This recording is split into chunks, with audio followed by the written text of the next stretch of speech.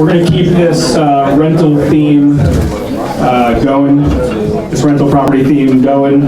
We're fortunate enough to bring Ian Horowitz in tonight from D&I Development.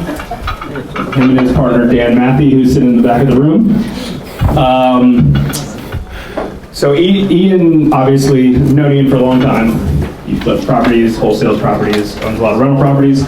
He's helped us out with some leasing agents for some of the rentals that we own. And he's kind of a go-to guy for subsidized rental tenants, subsidized tenants, and some of the subsidized programs, mostly in the Baltimore area, is that safe to say? Correct.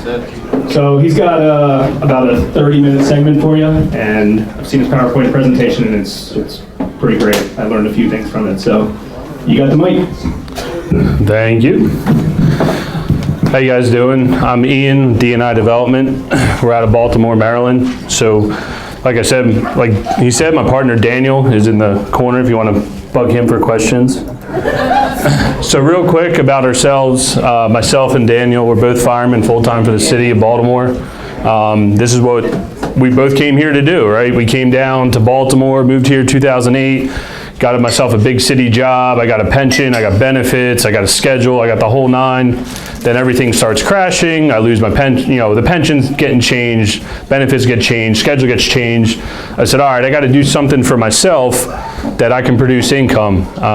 So from there, I went out, all I knew how to do was work with my hands. I landscaped nonstop. We were working 8 days a week, busting my butt. I said, man, I gotta do something else. I gotta do something while I'm at work, I'm asleep, and I can make money while I'm asleep in my bed and making money from the city as well. So I said, okay, rental houses. I buy my first rental house over in the Delaware, Edison kind of area. If anyone's familiar with the city, the 4x4, right by Clifton Park. The golf course, you know, where they steal your balls and pins, and you got to throw the balls back at them so you can get them. But either way, I bought my first house there. I was lucky enough, I got a subsidized tenant, 1309 for a 2-bedroom tenant. And the average rent in that neighborhood was about $850 for a 2-bedroom tenant. So I was excited. I was like, hey, what's going on? I start producing about $600 a month cash flow, and I was like, all right, this is pretty cool. $600 at that time was like, all right, this is it, here I am. Went out, bought property 2 and scaled all the way up to property 10, sold them off, realigned. This year, so realigned, myself and Dan, now D&I Development, we did 20 fix and flips this year. We're at a rental portfolio of 30 properties. And out of our 30 properties, we only have 3 cash tenants, and our success rate on cash tenants is not very good. We're at about 66%. We actually got an eviction tomorrow for our 1 cash tenant out of our 3. So we haven't had much luck with our cash tenants. So subsidy programs, out of those 30 units, every other unit minus 2 are subsidy tenants. So with that, I just want to go over real quick an article from the Baltimore Brew. The article is getting a little dated. It's from February 2014. However, this is still going on today. The city is actually privatizing all their high-rise units in the city, and they're actually issuing 20,000 new vouchers throughout the city. So for those that are looking for, are asking, hey, are the voucher programs still going to be prevalent or still be going on? Yes, the city's actually issuing new vouchers, and they're privatizing the high-rise buildings. So here's just a little excerpt. The plan will impact nearly 20,000 residents who live in the 24 mixed population senior multi-story buildings operated by the Housing Authority of Baltimore City. Under the latest plan, the city's remaining high-rises, residents who live in the buildings are being converted will be eligible for Section 8 housing vouchers 2 years after the developments are privatized. That will enable them to move out of the high-rises into subsidized housing units in Baltimore or anywhere in the U.S. So you guys know the Housing Choice Voucher Program, commonly known as Section 8, is actually a nationwide program. So if you're sitting here and say, well, I'm getting transferred to, you know, I'm taking a job out in California, you can still utilize this program in California, anywhere, Florida, Texas. I like warm weather areas. Hopefully I'm there one day. But either way, this program's a nationwide program specifically to Housing Choice Voucher Program. So what is a subsidized tenant? A subsidized tenant is actually where a tenant has a portion or all of their rent paid directly to the landlord. Landlords prefer and like this because the majority of the rent is actually paid on or before the first of the month. So in the next 2 weeks, a lot of our units will be paid for going into the 1st of December. We don't have to go out and actually chase down our money. So there's several types of programs out here, specifically in Baltimore City. I know the best in Baltimore County. The first one's Section 8. It's actually called now Housing Choice Voucher Program. They said, hey, we need to come up with a better name than Section 8. There's other HUD-based programs out there. You got Catholic Charities, you got Project Place, you got homeless services, there's a RAP program, there are a few other programs, Prisoner Aid's another one. They're out there.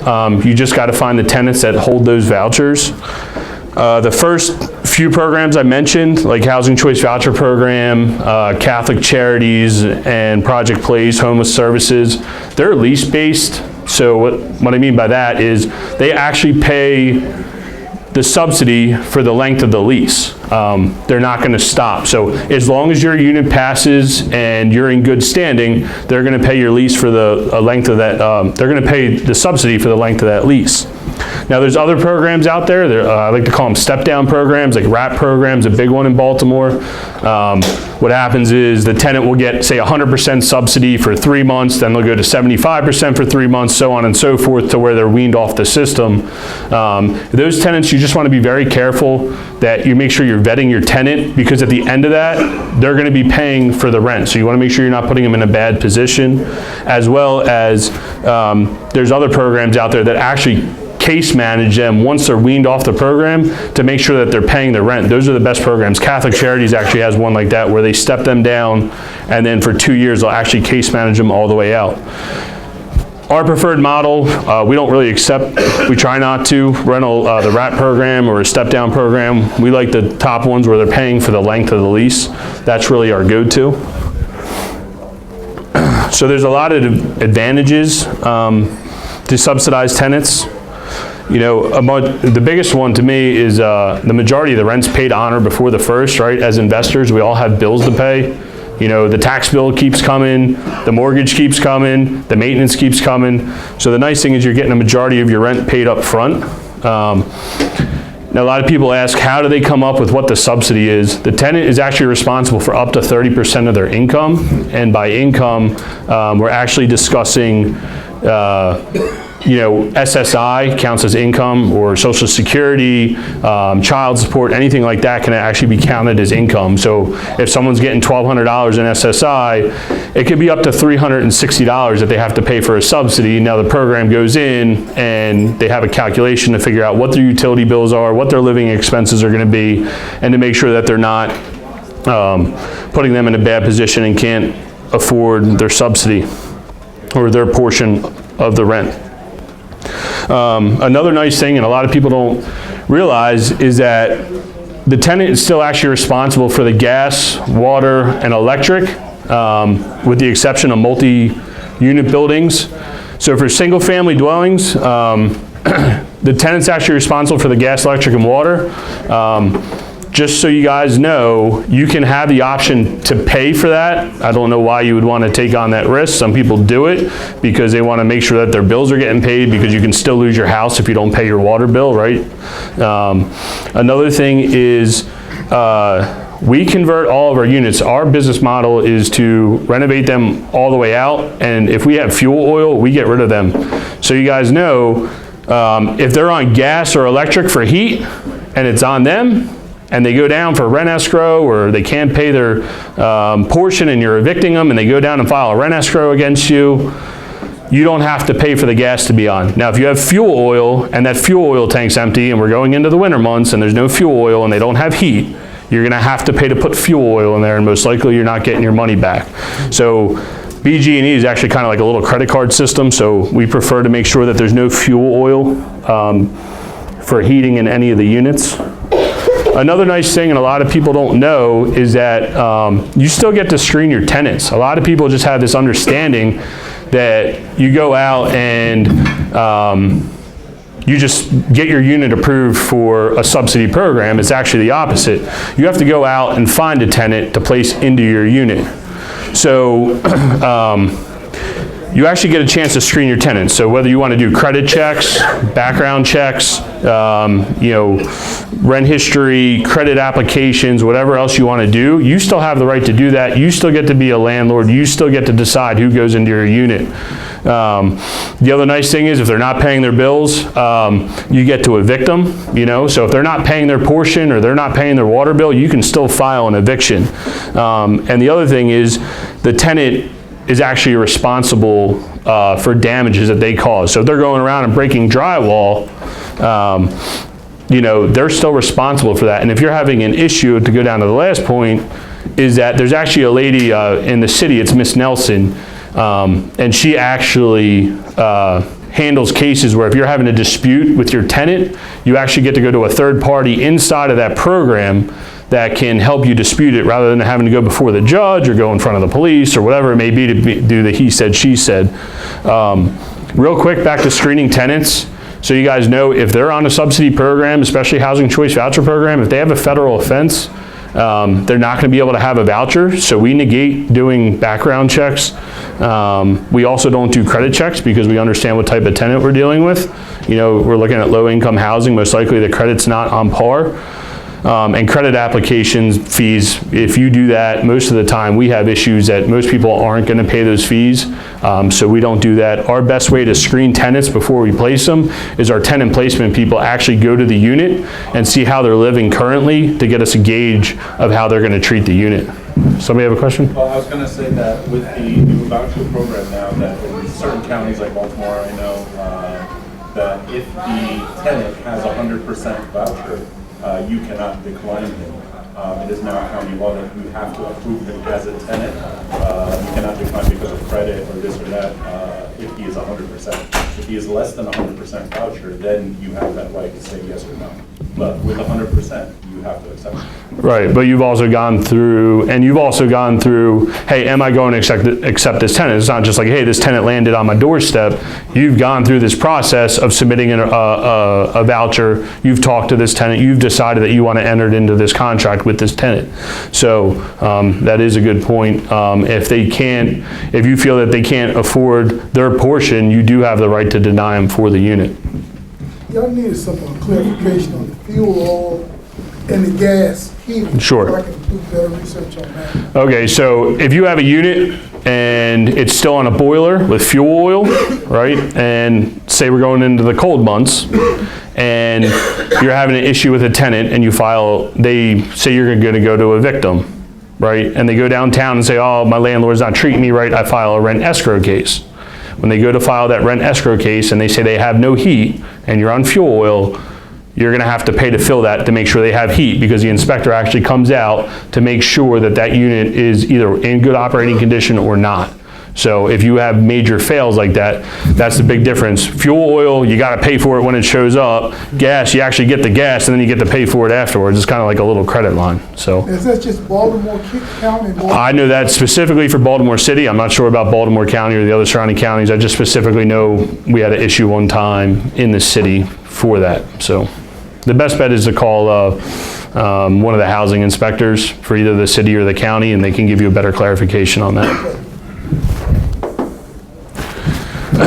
So I know a lot of people are probably wondering, what's the rent breakdown? What do I get for renting a unit? So these rent breakdowns are actually for the city. These are rent tolerances. So the rent's based on bedroom size. It's not based on the amount of square footage or the amount of amenities. Well, it's kind of based on the amount of amenities you have. It's primarily based on the bedroom size and the quality of the unit. So for one bedroom, $750 to $1,000. Most of the time you're gonna see that in multifamily. I personally have two houses that are actually one bedrooms. They're over on like Rose Street and small blocks where they're like real narrow streets or small two bedrooms. I just put a one bedroom tenant in there. 2s, 3s, 4s, and 5s. 2 bedrooms we've been averaging $1,200 to $1,250. 3s in the city we've been hovering right around $1,350. There once was a time $1,400 to $1,450 was like automatic, but it's been closer to $1,350 recently. 4 bedrooms, we average right around 1,600, and 5 bedrooms, it's just, you never know what you're gonna wind up with when you place a 5-bedroom tenant. I've seen them high as 2,200, and I've seen them as low as $1,400. So there's a pretty big range for the 5-bedroom tenants. For the county, in Baltimore County, there's about $150 to $200 raise in the tolerances on both the lower side and the higher side.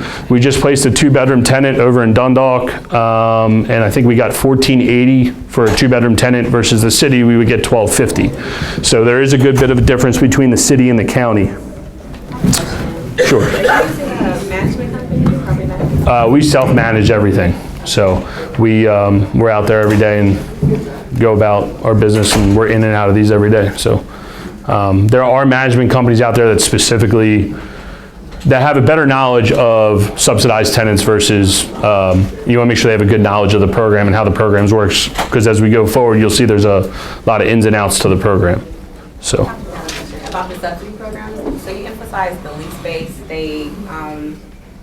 The program pays the majority of the, I guess, rent for the entire length of the lease. So how's that any different from like the other like Section 8 or HUD programs? Well, it's just, so there's certain programs that are lease-based, like where they'll pay from day one to the very last day of the lease, but then there's other programs where they'll step it down and wean somebody off the program to where they're paying the rent fully themselves, and they don't have a subsidy anymore, even though the lease is still for a year. They might wean them off over a 6-month period, but they have a 1-year lease with you. So, so how do you go about finding a tenant?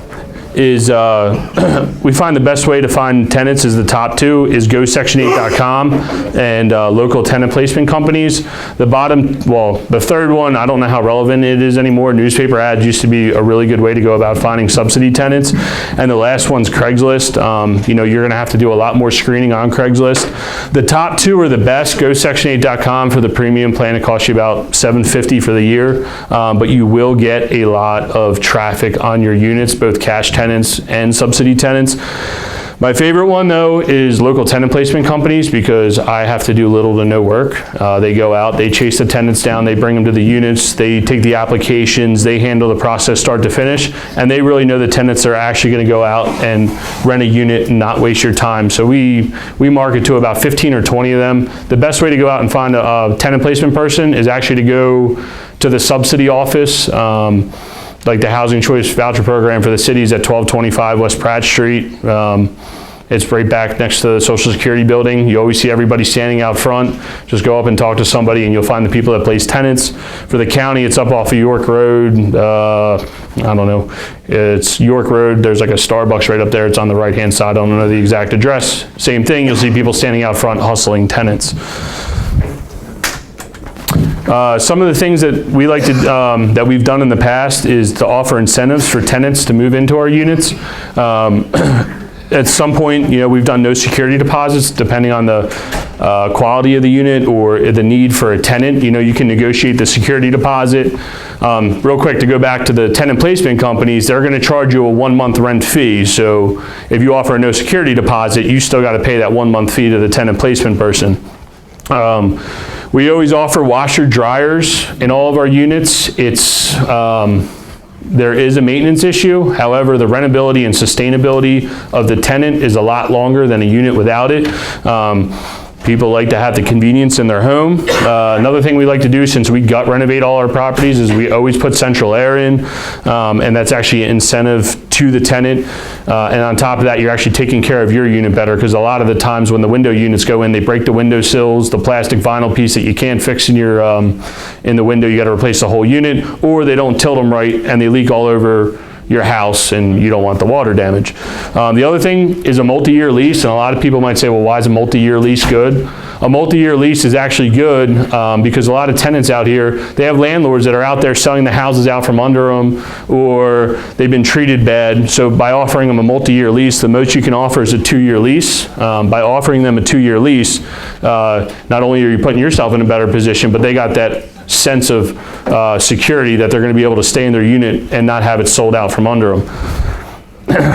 So what's the process look like?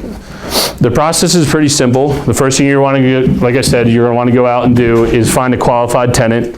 whether you use GoSection8.com, your local tenant placement company. Then you're going to go ahead and submit the RFTA, and this is a sample of an RFTA. Once you pass an inspection from housing, you have to submit all your company documents, your lead certification, and then after all that's done and all that's approved, in the city they'll make you a rent offer, and then you get to sign the lease. In the county, the process is a little bit different. You submit the RFTA, they offer you rent, then you do your inspection, then you sign your lease. So it's a little bit different. In the city, it's kind of like gambling. You don't know what you're getting. In the county, you get to know it right up front.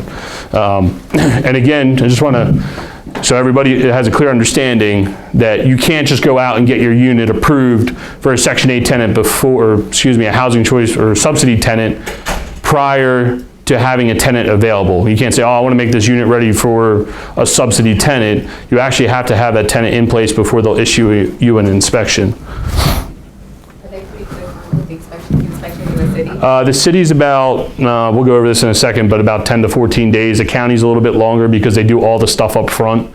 In the end, both processes take about the same time. So this is an RFTA. On the RFTA, it's real simple. On the front side, you're going to put what you want for rent.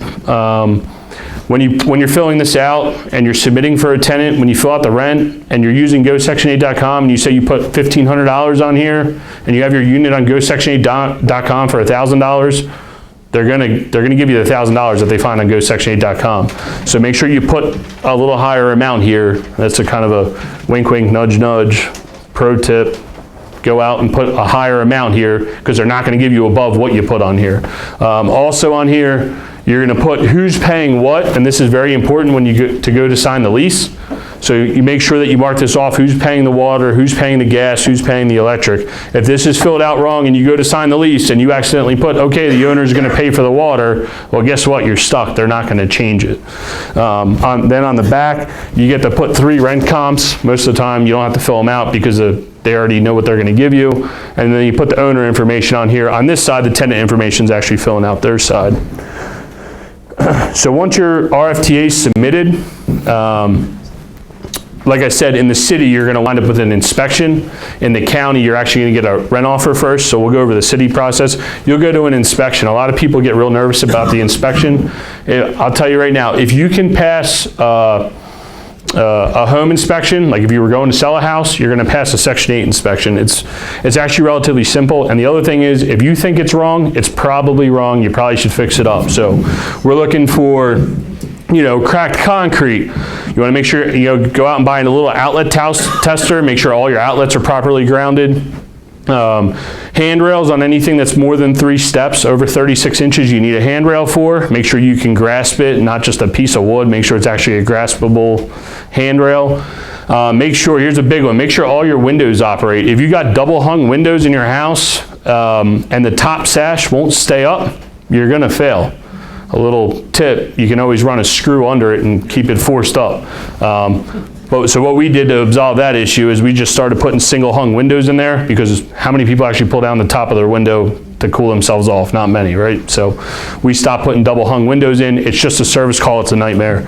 Another big one, again, it's just real simple, straightforward. If you see light around your door and the weather stripping's bad, you should probably fix it. It's something the inspector always looks for. You want to make sure no chipping paint. You can't get a lead cert without it anyway.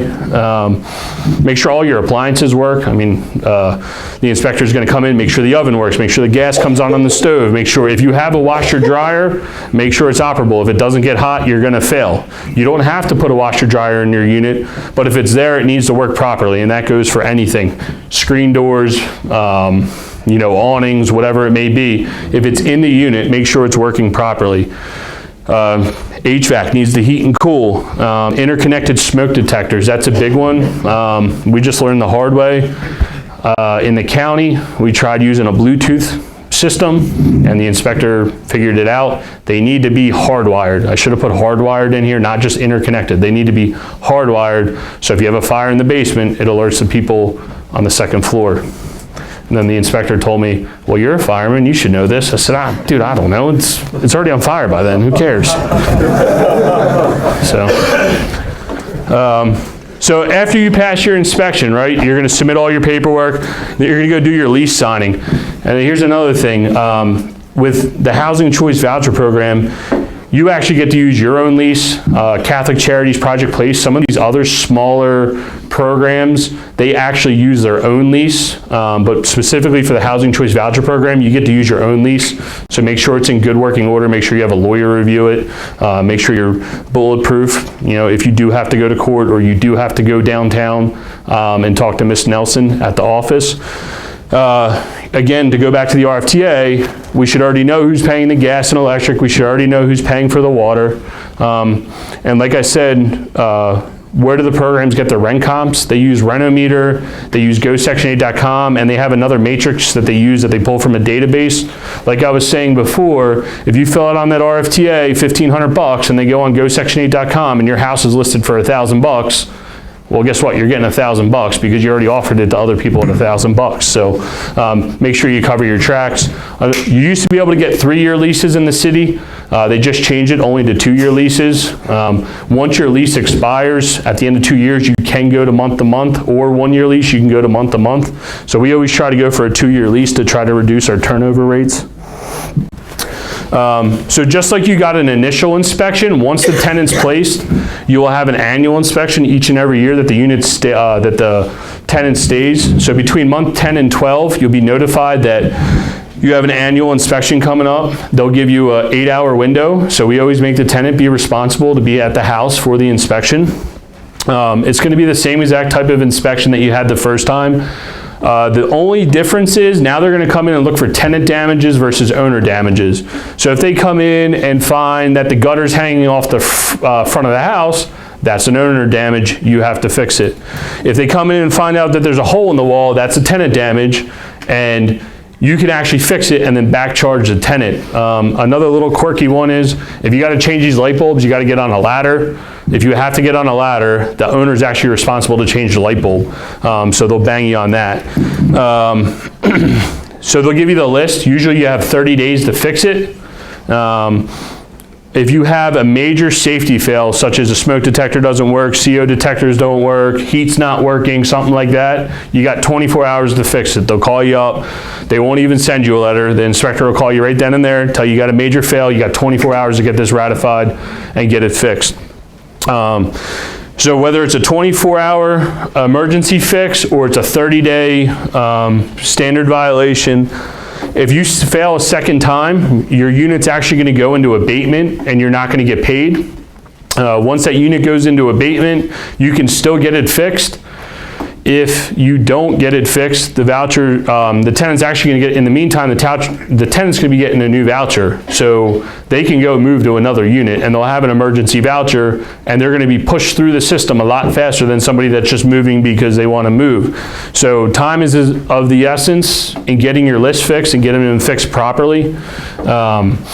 You know, so you just want to make sure that your unit's in good working order. Another nice thing about the annual inspections, and this is what separates it, say, from cash tenants, is that you actually get an annual inspection every year, right? So you get to know what's going on in your unit. Some cash tenants, they'll never call you. You never know what's going on until the day they move out, and you're like, my God, why didn't you call? You know what I mean? Like, so what's going on? Whereas you get an annual inspection every year, and you're in your unit, and you actually get to see it, feel it, touch it. You know what's going on, and you get to fix it up. So that's a nice thing. So this is what a failed inspection list looks like. Let's see, I failed miserably. I failed smoke detectors, oddly enough, wall condition, and the toilet didn't flush. So, but the tenant never called me, and you know they give you that that window to get them fixed. I had to do the smoke detectors within 24 hours, and the flushing toilet had to get done. But you know the tenant never called me, and some tenants just have that feeling that they don't want to bother you, even though you really do want to go out there and get it fixed, because if the toilet doesn't flush, they're going to the bathroom somewhere else, or it's leaking all over your first floor, so you do want to get it fixed. And the nice thing is they started printing these out, even though I just got a handwritten one in the mail. When they handwrite them, you can never read them. They're supposed to be printing these out, and there's actually a login portal now that you can go in and see your inspections. Yes. For the emergency, like the 24-hour fixes, do they literally send an inspector to come the next day? So what they'll do is if you get a 24-hour violation, they'll notify you. You got the whole next business day to get it fixed, then it's more like 48 hours. The second day, not the next day, the following day, they're gonna come out and re-inspect your unit. So if you get a 24-hour violation on a Friday, you lucked out because you got 2 days instead of 1, you know what I mean? So when you have like a bunch of Section 8 units and something happens that may take more than a day to fix, like is there Well, usually, like your guys on a different house or something? well, usually if it's a 24-hour violation, it's a major safety issue. You know, it's a smoke detector, that's a quick fix. The heater doesn't work, well, you better have somebody out there and get it fixed and get it right. You know, the stove doesn't work or something that's easily fixable within a 24-hour period, but it's also a major safety violation. And honestly, you don't want your tenant living in that condition and to have those kind of issues because you're just putting it back on yourself, you know? So real quick for us, where we like to invest in the city, this is a very, very general map. I know people have already probably been looking at it and saying, well, why is that color, why is that yellow and why is that red? Yes, I know Federal Hill is a great area to invest. However, the Inner Harbor, there's nothing to invest. It's just a very general map. Red's no-go. I'll tell you, all the work we've done down in the city, never had any luck down here in the South Baltimore area with subsidized tenants. It's like one way in, one way out, just never had any luck. We like the areas that run up and around the edges around the county city line. We like where it touches green and yellow, green and red, red and yellow. And that's kind of where you see the transitioning areas. If anybody wants a copy of this map, leave me your business card or your contact information and I'll send it out to you, or my wife will send it out to you, because if I do it, it'll probably take a week to get to you. So my wife will do it and get it out to you. And then just real quick, here's a unit that we did, 602 GLENROCK Road in Pikesville.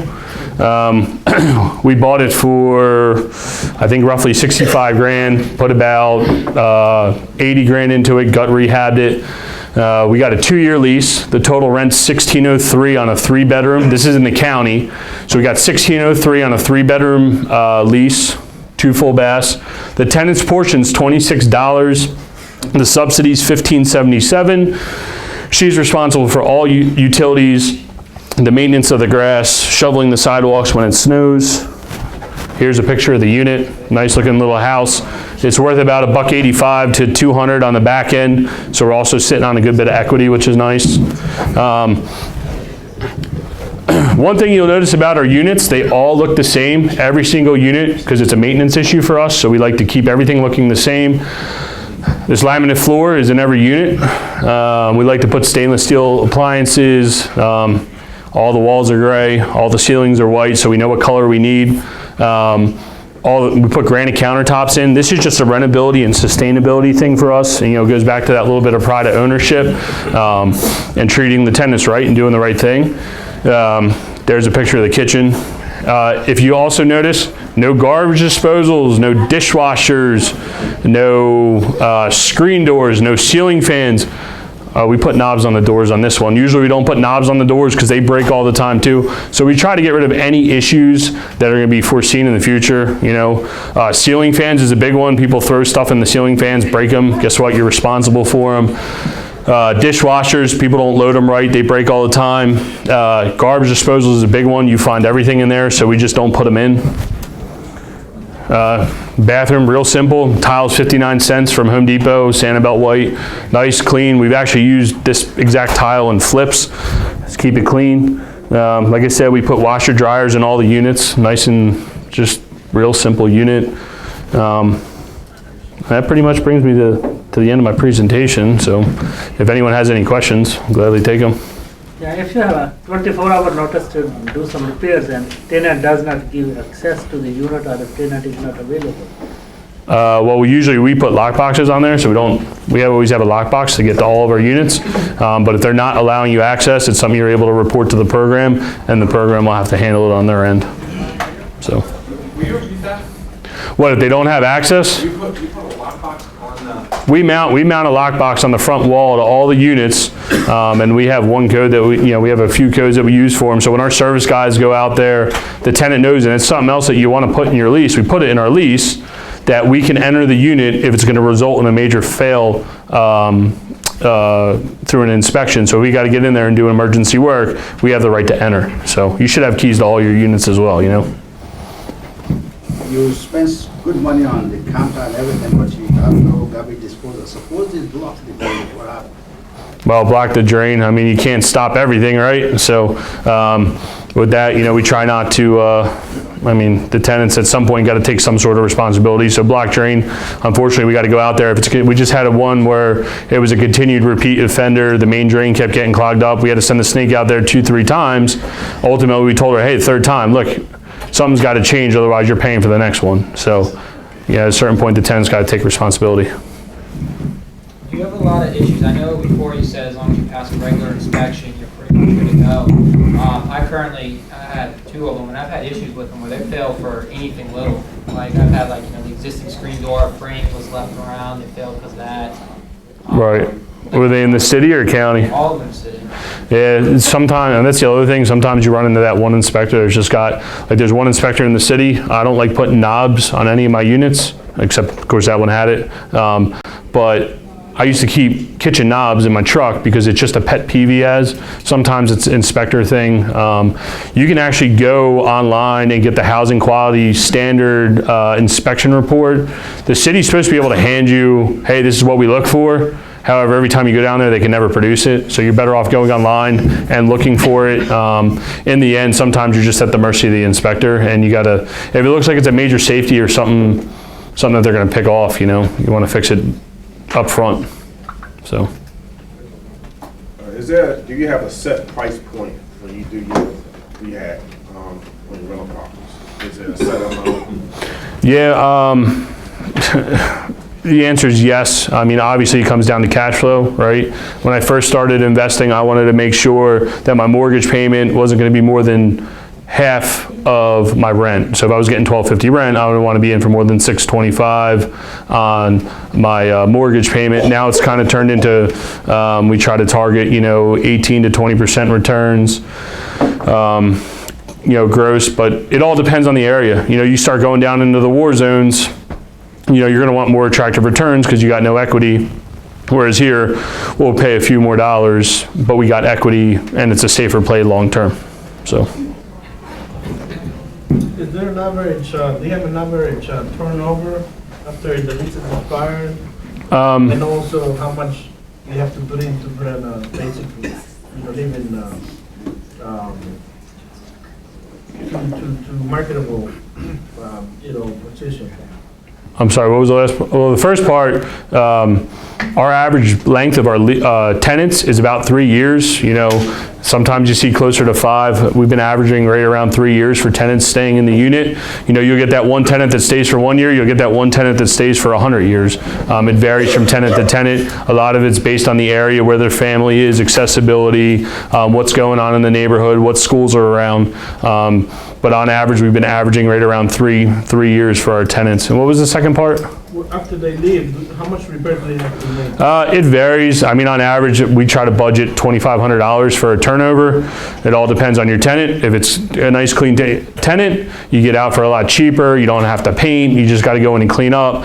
That's the advantage of us using laminate floors versus carpet. I know my flooring guy probably hates that, but the laminate floor is a lot more durable than the carpet. The carpet, you usually got to change every tenant, whereas the laminate floors, we get multi-uses out of them.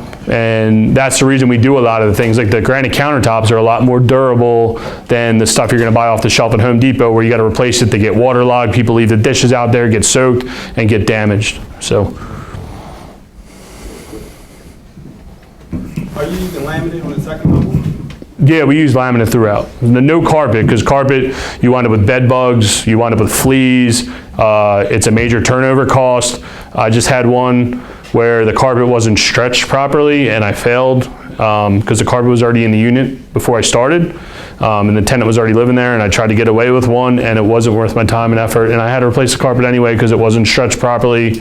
It was crappy carpet and it didn't hold up, so. Are banks allowing you to refi in the company's name, or do you still have to refi? No, we're doing everything, everything's commercial. So for the rates, do you can you set your own rent, or there's a cap that the government said maybe your rent should not be more than these? What, for the rent? Right. For the, Yeah, the rent, that's pretty much the ranges. If you want to find out the range for your specific area, say PG, DC, Anne Arundel, call the housing office, tell them what you have. They'll give you an idea what you're going to get, but until they go out and inspect the unit, that's when you find out the exact rent that you'll receive. So. What about rent increase? Do you increase your rent every year, and is there a percentage? So we just, every year, I guess, every year in the county, they'll send you a form and ask if you want a rent increase. The city, I haven't had much luck getting rent increases, even though you can submit for them. You still get to submit for rent increases. The county actually is proactive and sends you something, whereas the city, you actually got to go down and ask for it, 2 to 3% within reason. There for a while, the city wasn't given any rent increases, so. approximately how long your laminated floor lasts? It all depends tenant to tenant, but we've had pretty good luck. Like the first unit I ever did 4 years ago, I still have the same laminate floor, putting another tenant in there right now, and didn't have to update it, and that was real cheap laminate floor. My flooring supplier tells me the flooring is really good and should last forever, so you can pick his brain, he'll tell you, so. All right, well, thank you.